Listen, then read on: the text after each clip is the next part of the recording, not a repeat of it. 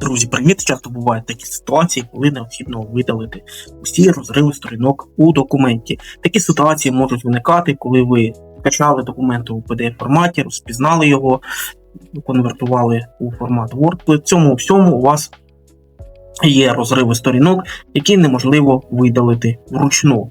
Або їх настільки багато, що це недоцільно. Яким чином в один клік можна все це здійснити?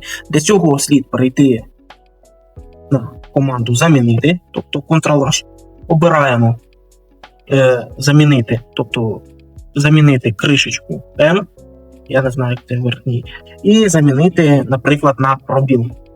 Тобто таким чином кришечка M – це знак розриву сторінки.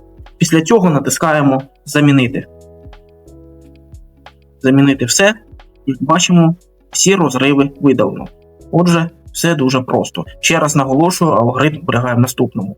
Переходимо, натискаємо замінити, або комбінацію клавіш Ctrl-H. Знаходимо кришечка M і заміняємо на пробіл. Як бачите, це дуже просто.